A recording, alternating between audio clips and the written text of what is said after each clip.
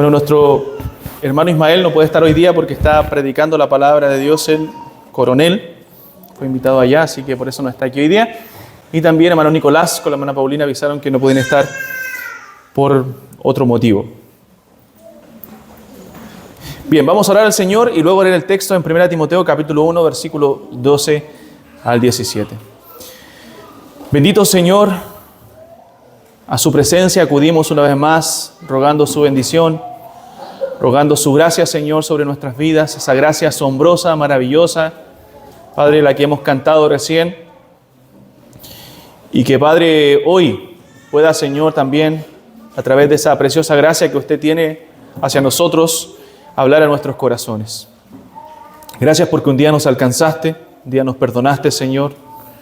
Gracias porque cuando nuestra vida estaba perdida, cuando nuestra vida estaba sin esperanza, tú derramaste tu gracia asombrosa en nosotros. Pedimos, Señor, que tú nos des luz en este pasaje y que pueda ser un tiempo de edificación y de salvación para aquellos que no te conocen. En el nombre de Jesús. Amén. Damos la bienvenida a todos también que nos visitan el día de hoy. El Señor les bendiga grandemente. 1 Timoteo entonces, capítulo 1, versículos 12 al 17. Y el tema de hoy se llama Gracia Admirable.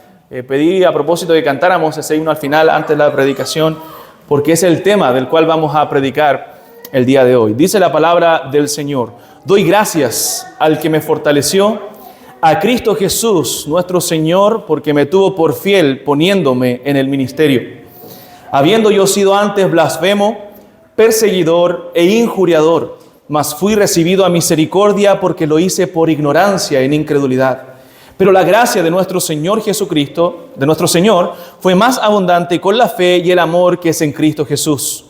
Palabra fiel y digna de ser recibida por todos, que Cristo Jesús vino al mundo para salvar a los pecadores, de los cuales yo soy el primero. Pero por esto fui recibido a misericordia, para que Jesucristo mostrase en mí, el primero, toda su clemencia, para ejemplo de los que habrían de creer en Él para vida eterna. Por tanto, al Rey de los siglos, inmortal, invisible, al único y sabio Dios, sea honor y gloria por los siglos de los siglos. Amén. Cuando hablamos de la gracia de Dios, no puede dejar de venir a mi mente este himno que cantamos recién. Amazing Grace, escrito por John Newton, un pastor anglicano del siglo XVIII, que escribió de esta sublime gracia. Él dice: sublime gracia del Señor que a un infeliz salvó. Fui ciego, mas miro yo, perdido, y Él me halló. Y habla de esta gracia. Su gracia, dice, me enseñó a temer, mis dudas ahuyentó, oh cuán precioso fue a mi ser cuando Él me transformó. En los peligros y aflicción, Él está contando su testimonio de vida y su experiencia con la gracia de Dios que yo he tenido aquí. Su gracia siempre, dice, me libró y me guiará al hogar. Y cuando en Sión, por siglos mil, brillando esté cual sol, yo cantaré por siempre ahí su amor que me salvó. Para los que no conocen la historia de John Newton había sido en su época de inconverso un mercader de esclavos.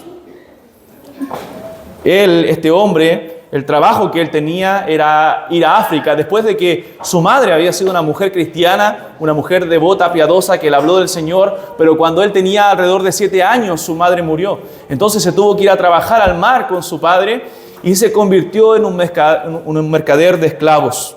Entonces él iba a África en un barco a tomar cautivos, a tomar esclavos, y volvía a Inglaterra para venderlos.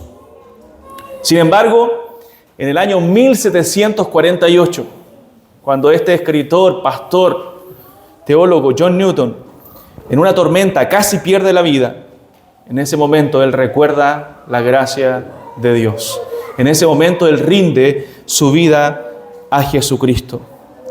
Y desde ese momento, desde que él conoció al Señor, bueno, hay una historia muy larga, usted puede leer, hay biografías de John Newton y de su obra, de su conversión. Desde ese momento su vida cambió y 2 cosas quedaron grabadas en la vida de este hombre. Una, él decía que su vida antes de conocer a Cristo era una verdadera vergüenza.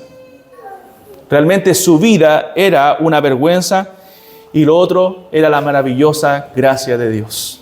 Y él escribe este himno, sublime gracia o gracia asombrosa, gracia maravillosa del Señor. Su vida había sido una vergüenza, su vida había sido terrible, había sido un hombre odiado por mucha gente, pero la gracia del Señor, hermanos, la gracia del Señor Jesucristo lo transformó. Dice la historia, la biografía, que la gente iba a la casa de John Newton a ver si realmente él había cambiado, a ver si realmente la gracia de Dios lo había transformado a un hombre tan perverso, un hombre reconocido como alguien malvado. Y él pidió escribir su epitafio antes de morir, y él escribió lo siguiente: John Newton, pastor, en otro tiempo infiel y libertino, criado de esclavos en África. Y él dice, fue por la misericordia de nuestro amado Señor y Salvador Jesucristo, preservado, restaurado, perdonado y destinado a predicar la fe que por mucho tiempo procuró destruir. Llamado a predicar la fe que por mucho tiempo procuró destruir. Este hombre realmente experimentó la gracia de Dios. Hermanos, la gracia de Dios nos enseña que hay perdón y misericordia para pecadores terribles como nosotros, para pecadores miserables como nosotros, para pecadores como nosotros necesitados del perdón divino. Y es porque lo vimos la semana pasada, ¿cierto? Este evangelio que nosotros tenemos, este evangelio tan poderoso, procede de un Dios bendito, procede de un Dios bienaventurado, procede de un Dios lleno de misericordia. No importa lo que tú y yo hayamos hecho, la gracia de Dios puede perdonarnos. Recordaba hace un rato con un hermano este texto en 1 de Juan, capítulo 1, versículo 9, donde el Señor dice que si confesamos nuestros pecados, Él, Dios, es fiel y justo para perdonar nuestros pecados y limpiarnos de toda maldad. Dice Miqueas que Dios, como tú, que perdona la maldad y olvida el pecado del remanente de su heredad, no retuvo para siempre su enojo, porque se deleita en misericordia. Hermanos, tenemos un Dios compasivo, tenemos un Dios clemente, tenemos un Dios lleno de gracia, y esa gracia la ha derramado sobre cada uno de nosotros, sobre cada persona que conoce al Señor Jesús. Entonces, cuando un creyente entiende esa gracia, vive como John Newton vivió en su etapa final, como vivió en su vida después de convertido, gozándose, alegrándose en la gracia de Dios, siempre recordando de dónde Dios nos sacó, pero deleitándonos en su divina gracia. Y el entender esa gracia de Dios desarrolla gratitud en nuestro corazón. En los peligros y aflicción, dice él, que yo he tenido aquí, eso no se van a terminar en esta vida. Esos peligros, esas aflicciones, esas dificultades no se van a terminar en esta vida, pero su gracia, dice él, siempre me guió. Su gracia estará hasta el fin. Entonces, hermanos, cuando entendemos la gracia de Dios y que nosotros no somos merecedores de absolutamente nada, de que todo lo que tenemos es gracia, de que todo lo que tenemos es misericordia de Dios, entonces eso produce gratitud, eso produce gozo en nuestro corazón y deseos de servir a ese Dios que nos salvó, a ese Dios que nos rescató. Y eso es lo que pasó en la vida de John Newton, y eso es lo que pasó en la vida del apóstol Pablo y el testimonio que él está relatando en estos textos. Él está diciendo, yo antes era un perseguidor, yo antes era un malvado, yo antes perseguía a la iglesia del Señor, pero su gracia me rescató, su gracia obró en mi corazón. El apóstol Pablo, lo dijimos, escribió esta carta 30 o más años después de su conversión. 30 años de que él iba camino a Damasco, persiguiendo a los cristianos, encarcelando a los creyentes. Pero él no había olvidado lo que Dios había hecho en su vida. Fue tan grande la gracia de Dios, impactó tanto su vida y su corazón, que él lo recordaba como si fuera ayer, 30 años después. Y usted ve que en la Escritura, si usted lee el libro de los Hechos, por lo menos el apóstol Pablo 3 veces cuenta su conversión. 3 veces recuerda de donde Dios lo rescató. Y dentro de ese relato de su conversión, él jamás deja de dar gracias a Dios por lo que él hizo en su vida. Por esa gracia asombrosa que obró. Hermanos, él era un perseguidor de la iglesia. Pero mientras iba camino a Damasco para encarcelar a los cristianos, Dios podía haberlo aniquilado en ese momento. Dios podía haberlo matado al apóstol Pablo por ser un perseguidor de la iglesia en ese momento. Pero ¿qué hizo Dios? Por su misericordia y su gracia, decidió revelarse a él, darse a conocer a este hombre, a este perseguidor de la iglesia. Quiso salvarlo y de eso da gracias el apóstol Pablo. Imagínense, él entendía ahora que él era merecedor de la muerte. Él entendía que no merecía absolutamente nada de Dios, pero había recibido la gracia de Dios en su vida. Y no solamente eso, sino que le perdonó la vida, lo salvó el Señor. Y dice ahora también que le puso en el ministerio. Le tuvo por fiel poniéndole en el ministerio. Entonces, hermanos, a través de estos textos nosotros podemos ver ese poder salvador de la gracia de Dios. La gracia de Dios tiene un poder salvador sobre la vida de nosotros. Versículo 12, por favor. Verso 12. Dice el apóstol Pablo: doy gracias al que me fortaleció, a Cristo Jesús nuestro Señor, porque me tuvo por fiel poniéndome en el ministerio. O sea, él da gracias al Señor. Y recuerden que le está contando este testimonio, esta obra a Timoteo, un joven que necesitaba saber cómo conducirse en la iglesia, saber qué hacer en la iglesia. Ya lo dijimos en los sermones anteriores, pero ahora el apóstol Pablo da gracias al que le fortaleció. Y la palabra fortalecer quiere decir ahí al que lo capacitó, al que lo habilitó, al que produjo algo en su vida para que él pudiera hacer la obra del ministerio. O sea, está diciendo que el Señor, Cristo Jesús, puso una obra motivadora en su corazón. Hizo una obra a tal punto que lo motivó a servir, lo fortaleció para que él pudiera hacer la obra del ministerio. Cambió todo su corazón, porque eso es lo que hace el Señor en la conversión, eso es lo que hace el Señor en la salvación. Imagínense un hombre que odiaba a la iglesia, un hombre que perseguía a los cristianos, ahora amaba a Cristo, amaba a su iglesia y estaba sirviendo al Dios al cual perseguía. Y estaba actuando en favor de la iglesia que perseguía. ¿Cómo podemos entender eso? Solamente la gracia de Dios, que obra tan poderosamente en la vida de un hombre, que cambia todos sus afectos. Cambia su voluntad, cambia su ser por completo, porque Dios obra en el corazón. Y ahora pone una fuerza motivadora que lo lleva a servir a la iglesia de Cristo. Hermanos, lo hemos dicho otras veces, pero es bueno recordarlo. Gracias, hermano. Que no hay lugar para la vanagloria en el cristianismo verdadero. No hay lugar para las celebridades dentro del cristianismo verdadero. Porque todo lo que tenemos y todo lo que hacemos es por la gracia de Dios. Es por la gracia de Dios. Pues Dios es el que nos salva y Dios es el que nos capacita para hacer su obra. Dios es el que pone esa fuerza motivadora. Dios es el que nos fortalece, como dice el apóstol Pablo, para realizar la obra. Entonces, todo lo que hacemos es por la gracia de Dios. Todo lo bueno que se manifiesta en nosotros es por la gracia de Dios. Porque si usted lee Efesios 2, en ese texto donde está hablando de la gracia de Dios, de que por gracia somos salvos, en el verso 10 dice que somos hechura suya, creados en Cristo Jesús para andar en buenas obras, las cuales Dios preparó de antemano para que anduviésemos en ellas. O sea, aún las buenas obras que nosotros podamos hacer son la gracia de Dios obrando en nosotros. Son la gracia de Dios transformándonos. Porque Él produce, dice la Biblia, en nosotros el querer como el hacer según su buena voluntad. O sea, nada es nuestro, sino que todo lo produce Dios por su infinita gracia.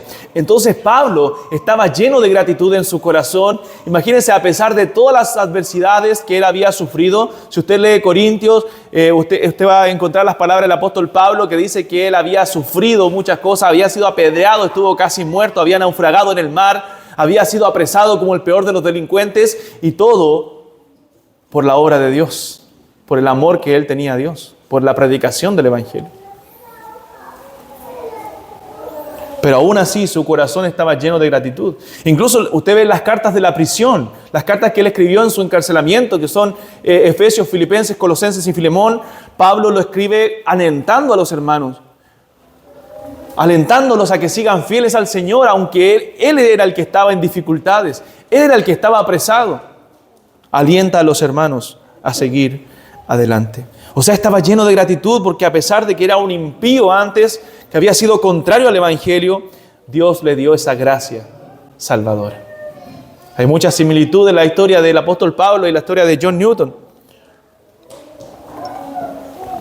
Y el apóstol Pablo dice ahí el texto: me tuvo por fiel, poniéndome en el ministerio. Y ojo, que no es por méritos que Dios llama. Pablo no está diciendo aquí en este texto, y entiéndase bien a la luz de otros textos, no está diciendo es que Dios miró de antemano y vio que yo era tan fiel que me puso en el ministerio, sino que lo que Pablo está tratando de decir es que la misericordia que Dios tuvo con él produjo esa fidelidad. O sea, esa misericordia produjo la fidelidad del apóstol Pablo. La fidelidad es producto también de la gracia de Dios. Si tú eres un creyente fiel al Señor, es por la gracia de Dios. Y Pablo lo aclara en 1 Corintios capítulo 7, verso 25, donde él dice: en cuanto a las vírgenes no tengo mandamiento del Señor, mas doy mi parecer, dice él, como quien ha alcanzado misericordia del Señor para ser fiel. Él alcanzó misericordia del Señor para ser fiel. Entonces Dios le tuvo por fiel, o lo capacitó, porque Dios a los que llama capacita, para ser fiel y ponerle en el ministerio. ¿Qué ministerio? Bueno, la palabra ministerio es de donde viene la palabra diácono. Es diaconía en el griego.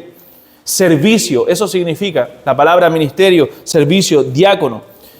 O sea, Pablo no está dando gracias por la posición. No, Dios me tuvo por fiel a mí y me puso en el ministerio, tengo un lugar prominente.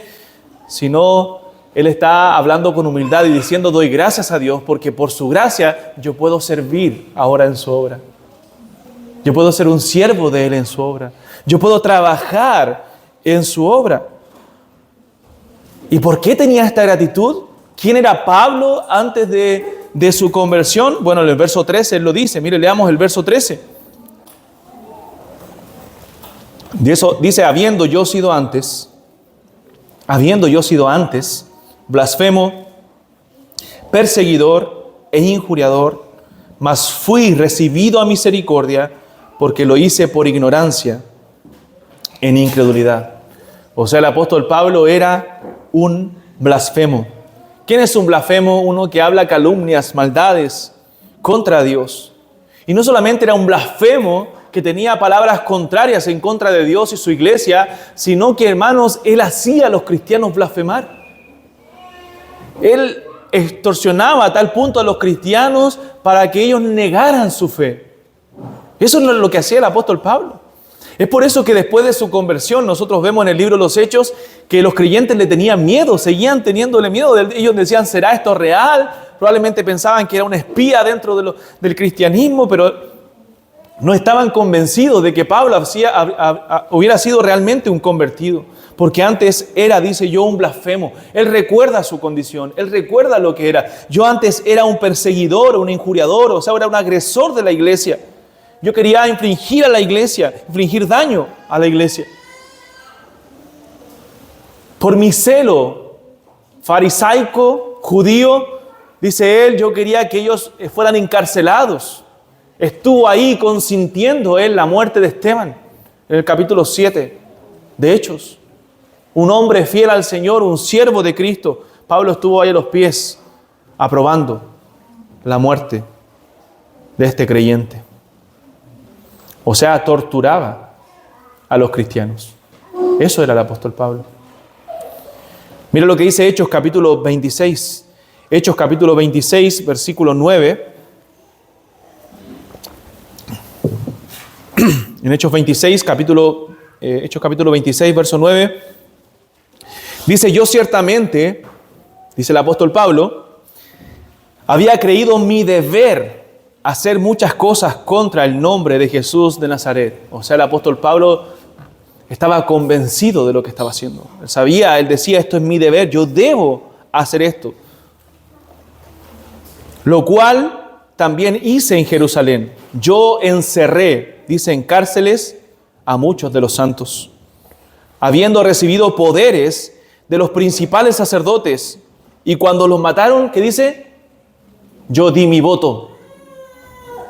Y muchas veces castigándolos en todas las sinagogas, los forcé a blasfemar. Y enfurecido sobremanera contra ellos, los perseguía hasta las ciudades extranjeras.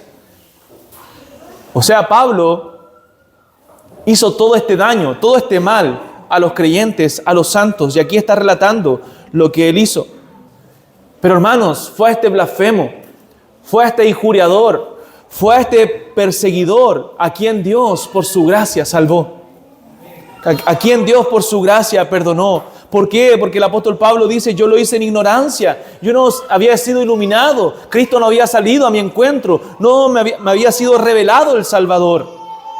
Es por eso que lo hice en ignorancia, en incredulidad. Y hermanos, ese es el poder salvífico de la gracia de Dios. La gracia de Dios tiene un poder para salvar. Yo antes era un blasfemo, dice el apóstol Pablo. Lo mismo lo vemos en muchos casos en la Escritura, como el endemoniado gadareno, donde dice la Biblia que él se dañaba con piedras, que él vivía en los sepulcros, que él andaba desnudo, pero después que Jesús lo sana y su gracia salvadora opera en su ser, él estaba sentado, vestido y en su juicio cabal. Y ahora entonces él quería seguir a Cristo.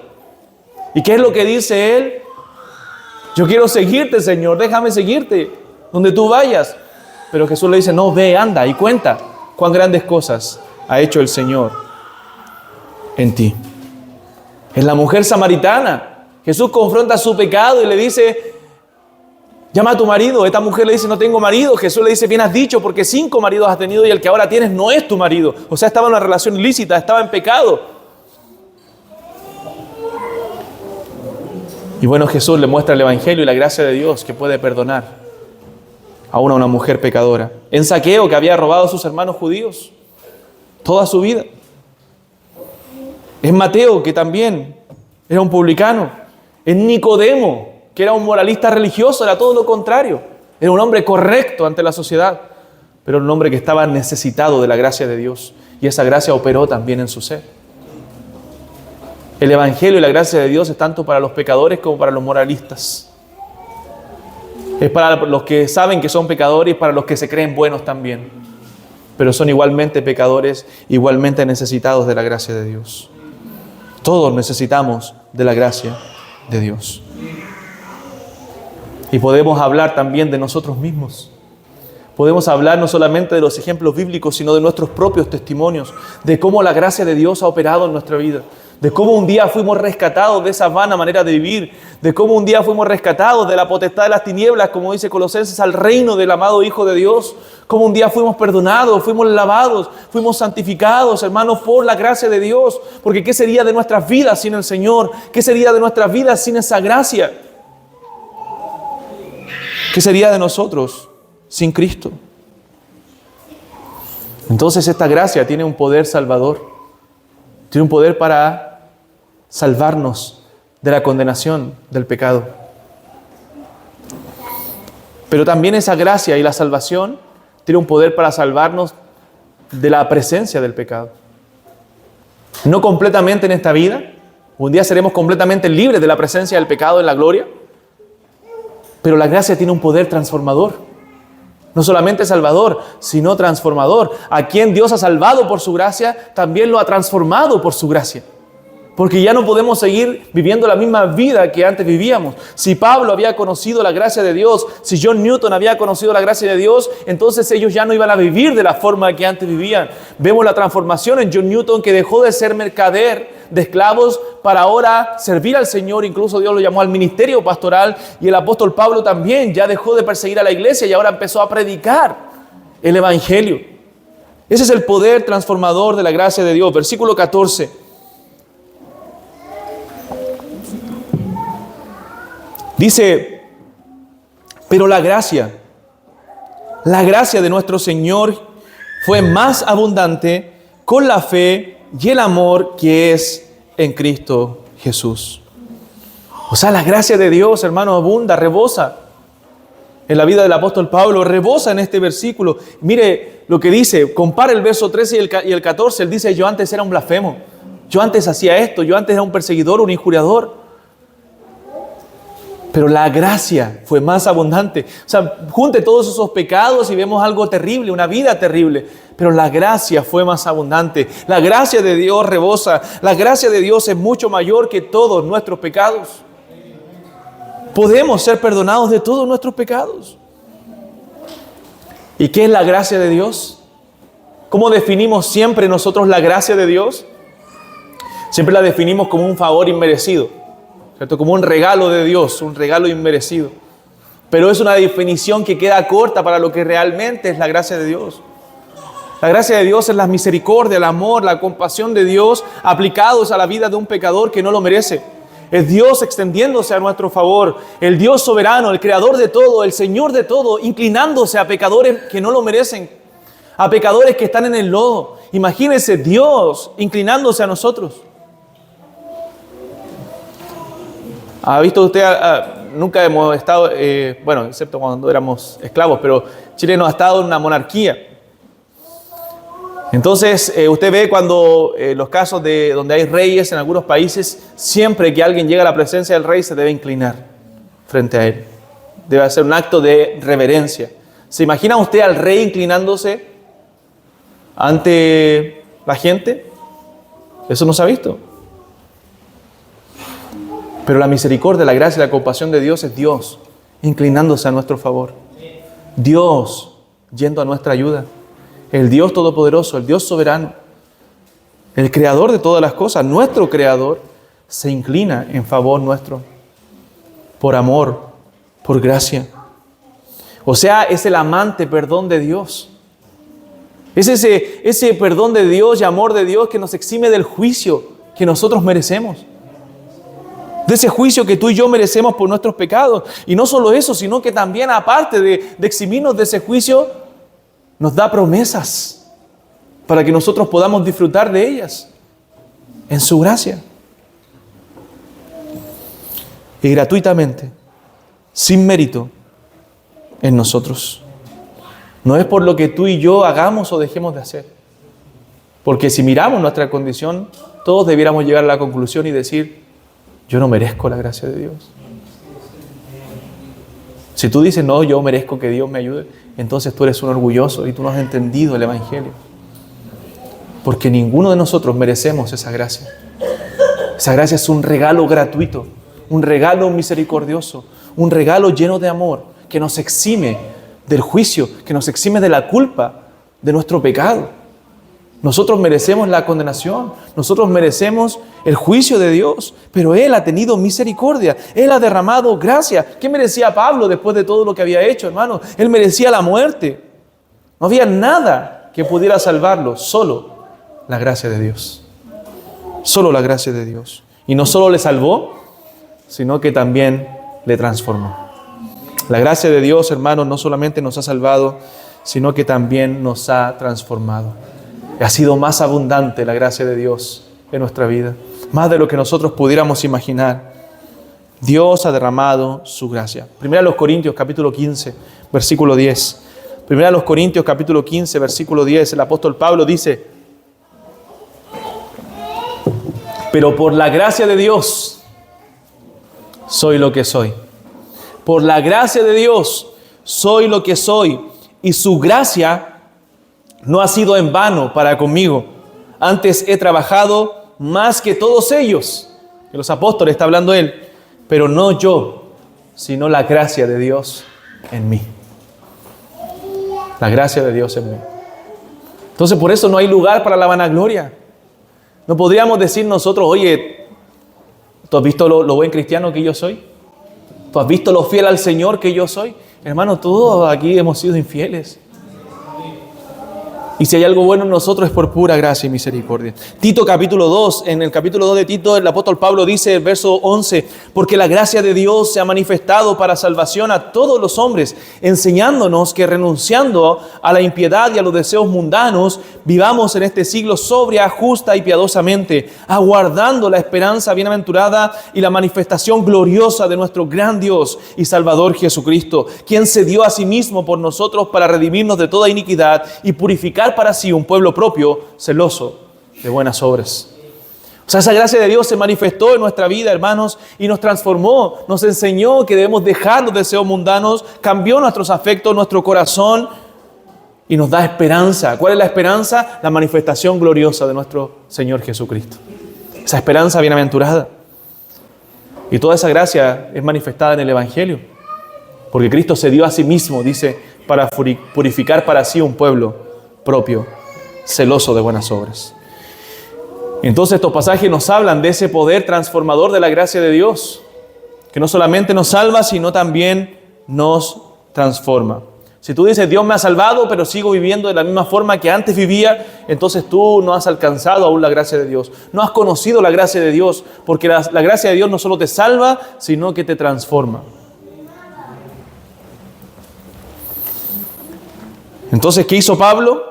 ¿Cómo podemos ver la gracia transformadora de Dios? Bueno, ahora se dio a la iglesia, se entregó para servir a la iglesia con más celo y con más amor que el que antes tenía para perseguirlos. ¿Por qué? Porque Dios en su gracia lo había transformado. Ahora él amaba a Dios, ahora él amaba a los hermanos, ahora él servía a los santos que antes perseguía, que antes encarcelaba, que antes maltrataba. Porque el Evangelio transforma. No podemos decir que conocemos a Jesús si no hemos cambiado nuestra vida. Si ahora nos sentimos amor hacia Él. Si ahora no amamos su obra, no amamos a su gente, su iglesia. Porque el amor es un fruto de la transformación de Dios. Si tú amas es porque has experimentado el amor de Dios. Y también nos dice este texto que el poder que tiene el Evangelio, que tiene la gracia de Dios, es un poder sin límites. Mire, versículo 15. Y es un poder que se revela en el Evangelio. Verso 15 dice, palabra fiel y digna de ser recibida por todos. Y este es un versículo que resume el Evangelio. Que Cristo Jesús vino al mundo para salvar a los pecadores, de los cuales yo soy el primero. Esta frase, palabra fiel, aparece en otros textos también, de las cartas pastorales. Es común en las cartas pastorales, la vemos en 1 Timoteo 3, palabra fiel, si alguno anhela obispado, buena obra desea, pero es necesario. La vemos en otro texto, ahí en 1 Timoteo capítulo 4, verso 9, en 2 Timoteo capítulo 2, verso 11, en Tito también, capítulo 3, vemos estas palabras del apóstol Pablo donde dice palabra fiel. Y algunos comentaristas dicen que cuando Pablo está diciendo esto, está diciendo él palabra fiel, comienza con esta frase en las cartas pastorales, siempre a continuación viene algo muy importante que él va a decir. Y un conjunto de doctrinas importante. Entonces, cuando él está diciendo palabra fiel, y no solo eso, él va a decir ahora algo muy importante, pero también dice y le agrega esto, y digna de ser recibida por todos. Esto quiere decir que es una palabra fiel, algo importante a lo cual nosotros debemos prestar atención y es digna de toda aceptación. ¿Y cuál es? Que Cristo Jesús vino al mundo. ¡Wow, hermano! Cristo Jesús vino al mundo. Ya eso es tremendo. El solamente pensar que Dios se hizo como uno de nosotros, que Dios habitó entre nosotros, que Dios estuvo entre los hombres. Eso ya nos muestra la misericordia y la gracia de Dios, de manifestarse en medio nuestro. Cristo Jesús vino al mundo, pero ¿con qué propósito vino? Para salvar a los pecadores. ¿Y quiénes son los pecadores? Bueno, todos nosotros. Y el apóstol Pablo dice, de los cuales yo soy el primero.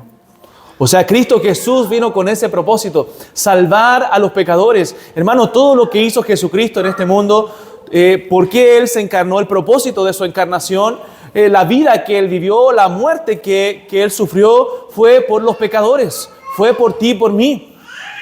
Y eso es el Evangelio de la gracia de Dios. Y ese es el Evangelio del glorioso Dios bendito que hablamos la semana pasada. Y ese es el Evangelio que nos ha transformado. Ese es el Evangelio que nosotros hemos creído. Ese es el Evangelio que nos lleva a estar aquí en esta tarde.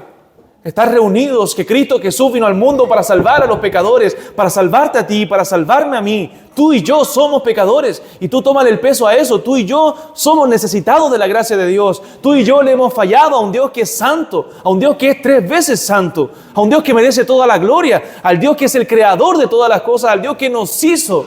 Le hemos fallado, le hemos dado la espalda, pero Él, imagínate, ese Dios glorioso, ese Dios grandioso, ese Dios tremendo, dejó su gloria y vino a hacerse como uno de nosotros para salvar a míseros pecadores como nosotros.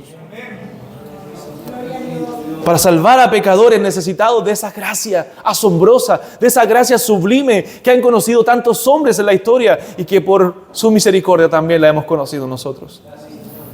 Cristo Jesús vino a salvar a los pecadores. Y ahí está resumido el Evangelio. Ese es el propósito del Evangelio. El Hijo de Dios se encarnó, se hizo hombre con ese propósito. Hermanos, no como dicen algunos, para hacer posible la salvación de los pecadores. Él vino a salvarnos. Él vino a salvarte a ti. En su mente estabas tú ahí cuando Él moría en la cruz. Estaba tu nombre escrito en esa cruz. Estaba mi nombre ahí. Y piensa en todos esos pecados que hemos cometido, en todas esas infidelidades, en todas esas desobediencias. Cristo las llevó en la cruz por nosotros. Y ahora nos dice que si confesamos nuestros pecados, Él es fiel y justo para perdonar nuestros pecados y limpiarnos de toda maldad. Juan dice así a los creyentes ahí en su carta: hijitos, hijitos, con ese amor tierno de Juan, hijitos, estas cosas os he escrito para que no pequéis. Pero si alguno hubiere pecado, abogado tenemos para con el Padre, a Jesucristo el justo. Y Él es la propiciación por nuestros pecados, y no solamente por los nuestros, sino por los de todo el mundo. Cristo Jesús vino al mundo, hermanos, para salvar a los pecadores, para salvar efectivamente a los pecadores, para salvar a apóstoles Pablo, para salvar a John Newton, para salvar a nosotros mismos. Pon tu nombre ahí. Para salvar efectivamente a pecadores.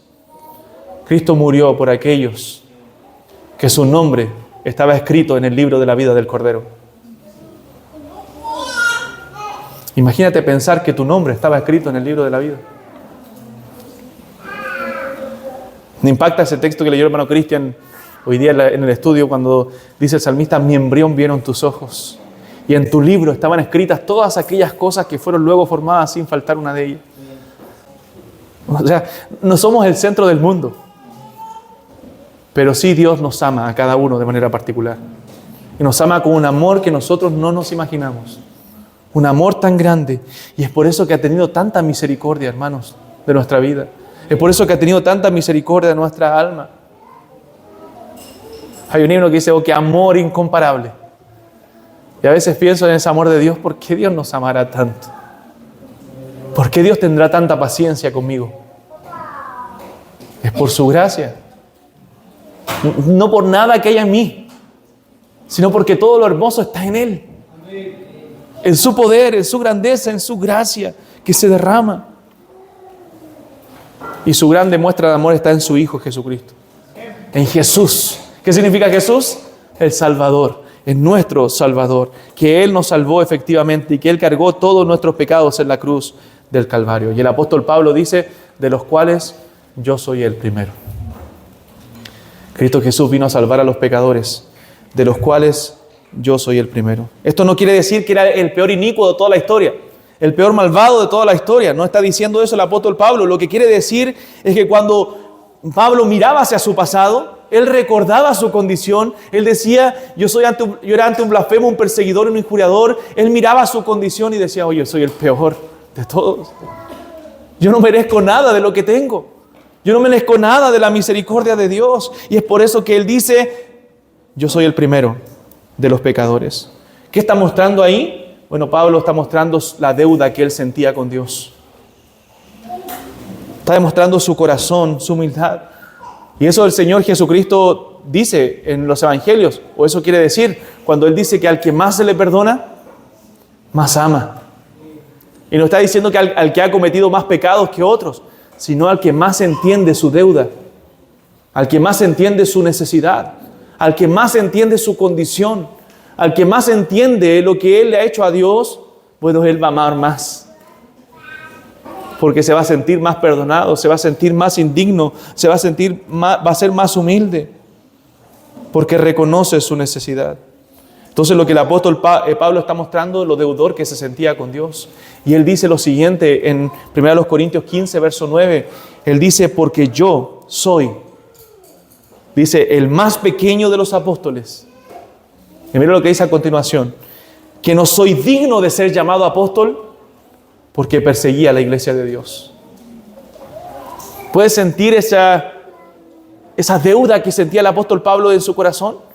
Yo no soy digno de ser llamado un apóstol. Yo perseguía a la iglesia de Dios. Si estoy aquí, si estoy predicando, es por la gracia de Dios, dice él. Si estoy hablando de Cristo, de sus grandezas, es porque le debo todo a Él y es lo único que puedo hacer para darle gracias por todo lo que Él ha hecho en mi vida, por toda la gracia que Él ha derramado en mi ser, en mi alma. Y por eso que dice lo siguiente en el verso 16. Pero por esto fui recibido a misericordia, para que Jesucristo mostrase en mí el primero toda su clemencia, para ejemplo de los que habrían de creer en Él para vida eterna. O sea, lo que está diciendo el apóstol Pablo, que veía su vida como un ejemplo del poder ilimitado de la gracia de Dios. O sea, lo único que pueden ver en mí, decía él, es la gracia de Dios. Por la gracia de Dios soy lo que soy. Soy un ejemplo de que el poder de Dios transforma, que el poder de Dios cambia, de que el poder de Dios puede cambiar aún al más vil pecador. Y hermano, eso nos da esperanza del poder del Evangelio, que no hay corazón duro que pueda resistirse al poder ilimitado del Evangelio de Dios. Cualquier corazón, aún el más perverso, puede ser transformado por la gracia de Dios. Si Dios salvó al apóstol Pablo, nos puede salvar a nosotros también y a cualquier persona, porque tiene un poder que nosotros no dimensionamos. Porque el Evangelio, dice la Biblia, es poder de Dios para salvación a todo el que cree. O sea, toda esa indignidad y esa vergüenza que sentía el apóstol Pablo se transformó en amor a Dios, en gratitud a Dios, hermano, porque eso es lo precioso del Evangelio. ¿Sabe lo que hace el Evangelio? Nos pone en el piso primero. Nos dice, tú eres un miserable pecador. Nos refriega la cara en la tierra, en el polvo, en el lodo. Pero después, ¿qué hace? Nos levanta y nos da una posición de hijos de Dios. El Señor no nos deja en el polvo, no nos deja en el muladar, no nos deja ahí en la basura, sino que nos levanta y nos dice, por gracia de Dios, eres lo que eres. Por gracia de Dios soy lo que soy. ¿Y cómo debiera terminar cuando nosotros entendemos esto? ¿Cómo debieran terminar nuestros testimonios cuando los contamos? Como terminó el testimonio del apóstol Pablo, versículo 17. Por tanto, ¿a qué conclusión llegamos? Por tanto, al Rey de los siglos, inmortal, invisible, al único y sabio Dios, sea honor y gloria por los siglos de los siglos. Amén. Con una doxología, con una adoración, con una alabanza a Dios, porque Él está contando su testimonio, su experiencia salvadora, el poder transformador de la gracia de Dios, pero no podemos terminar sino alabando a Dios, a ese Rey soberano, a ese Rey de los siglos, a ese Dios inmortal, a ese Dios invisible, a ese único y sabio Dios. A Él sea honor y gloria por todo lo que ha hecho en nuestras vidas, por toda la gracia que Él ha derramado en nosotros. Hermanos, Dios merece toda la gloria de nuestra parte.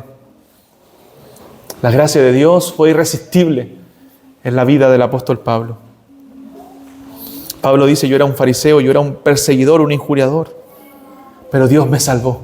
Lo hice por ignorancia, por lo tanto a Él sea la gloria. Todos los méritos y toda la gloria se lo lleva Él. Hermanos, para ir concluyendo ya, tu vida transformada, todo lo que Dios ha hecho en tu vida, ¿te lleva a una adoración más profunda de Él? ¿Te lleva a una doxología? ¿Te lleva a una adoración? ¿Te lleva a decir, oye Dios, mira lo que hiciste tú por mí, mira lo agradecido que estoy por este glorioso evangelio? Por tanto, quiero darte la gloria, quiero adorarte, quiero servirte. Tú eres Dios y merecedor de todo. Piensa en cuando te convertiste. Piensa en tu conversión. Piensa en quién te habló de Cristo. Piensa en lo que ocurrió en ese momento maravilloso de tu vida cuando la gracia de Dios te alcanzó. Piénsalo y llénate de gratitud en tu corazón y que eso te lleve a una adoración más profunda de Dios. A una mujer le dijeron un día, ¿tú crees que Dios es uno? Ella dijo, sí, por supuesto, creo que Dios es uno. Y le dijeron, le volvieron a preguntar, ¿por qué aseguras que es uno? Ella dijo, porque en el universo no cabrían dos como Él. Porque Él es el único Dios verdadero. Porque no hay otro como Él. Al único y sabio Dios, sea honor y gloria por los siglos de los siglos. Amén. Él es digno de que le dediquemos nuestra vida a Él.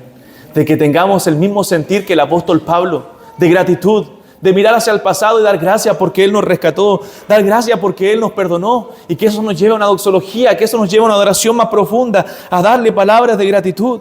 ¿Sabe? John Newton, para finalizar con esto, John Newton perdió su mente, él ya comenzó a olvidar las cosas, le dio Alzheimer.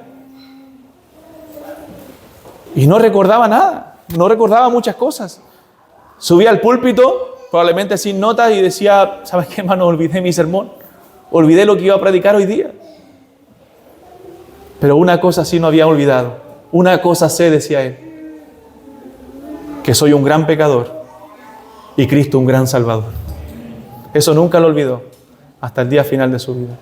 Somos grandes pecadores y Cristo un gran Salvador de esos pecadores, porque Cristo Jesús vino al mundo para salvar a los pecadores, de los cuales yo soy el primero, dijo el apóstol Pablo. Inclinemos nuestro rostro para orar.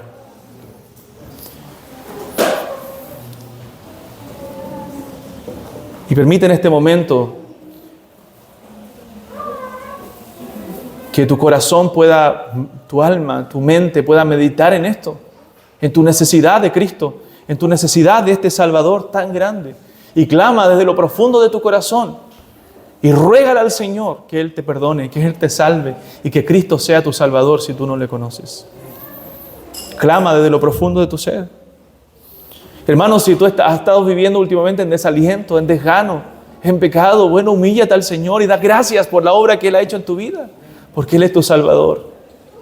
Él te ha perdonado, Él te ha lavado, Él te ha limpiado de todos tus pecados. Humíllate delante del Señor, dice el Salmo, y Él te exaltará. Clama al Señor, vamos a orar y ora en tu corazón. Amado Dios, damos gracias por tu gracia abundante, por tu gracia maravillosa derramada en la vida de pecadores como nosotros. Gracias porque un día nos rescataste y nos libraste de la condenación eterna. Oh Señor, perdona nuestros pecados, perdona nuestra ingratitud, perdona nuestra falta de servicio a ti, Dios mío. Y ayúdanos, Señor, a amarte y a servirte con todo nuestro corazón. Produce esa gratitud, Señor, en nosotros, ese entendimiento profundo del Evangelio que nos lleva a meditar en esa gran obra que Cristo hizo en nuestro favor y en esa gracia abundante que fue derramada en la vida de pecadores como nosotros. Oh Dios, abre nuestro entendimiento y nuestro corazón. Obra en medio nuestro, Padre Celestial. Y te pido por cada corazón que hoy escuchó tu palabra, aún el de los niños, que tú obres, Señor, poderosamente con tu Evangelio y les traigas a la salvación y a la santificación de los creyentes. Oh Dios, te alabamos y damos gracias por tu misericordia. Y damos gracias, Señor, porque hasta ahora no hemos sido consumidos por ella, Señor, porque tú has sido fiel y has derramado tu gracia en nuestra vida. Oh Dios, perdona nuestra maldad y ayúdanos a servirte con todo nuestro corazón y a tener gozo en tu salvación, a gozarnos en ti, porque tú eres un Dios bendito. Te alabamos y te damos gloria a ti por todo, en Cristo Jesús, nuestro Salvador. Amén.